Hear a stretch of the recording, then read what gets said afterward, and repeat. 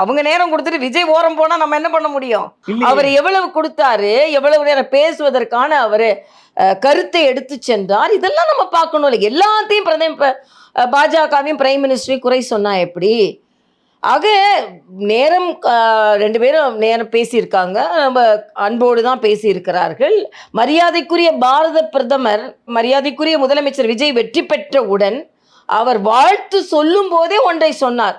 உங்களுக்கு மத்திய அரசு எல்லா விதத்திலும் உறுதுணையாக இருக்கும்னு. வெறும் வாழ்த்து சொல்லிட்டு விட்டுருக்கலாமே, இல்லையே. அப்போ நாங்க தமிழக மக்களுக்கு உறுதுணையாக இருப்போம். இதுக்கு முந்தைய அரசு நாங்க இணக்கமா இருக்கணும்னு நினைச்சா கூட இணக்கமாக இல்லாம சுணக்கமா இருந்தாங்க. அதனாலதான் மக்கள் இன்று அவர்களை புறக்கணித்திருக்கிறார்கள். நாங்க அப்படி இல்லை, நீங்க நல்லுறவோடு இருப்போம் என்று வாழ்த்து சொல்லும் போதே சொல்லிட்டாரு. அப்புறம் எதுக்கு அவர் நேரத்தை குறைக்கணும்?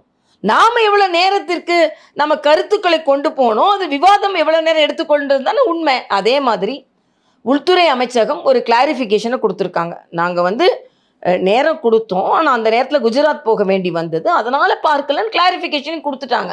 அதனால் இதில் உள்நோக்கம் எதுவுமே இல்லைன்றதான்.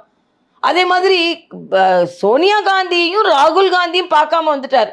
அவரோட பயண திட்டத்தில் இருந்ததா இல்லையானே நமக்கு தெரியாது. ஆனால் நாமளே ஒரு பயண திட்டம் போட்டுறோம். இங்கே உள்ள ஊடகங்கள் அவங்க பிரைம் மினிஸ்டரை பார்ப்பாங்க, அப்புறம் ஹோம் மினிஸ்டரை பார்ப்பாங்க, அப்புறம் சோனியாவை பார்ப்பாங்க, அப்புறம் ராகுலை பார்ப்பாங்க அப்படின்னு இவங்களா ஒரு இட்டனரி போட்டுருவாங்க. அதுக்கப்புறம் பார்க்கலன்னு உடனே பார்க்கவில்லை.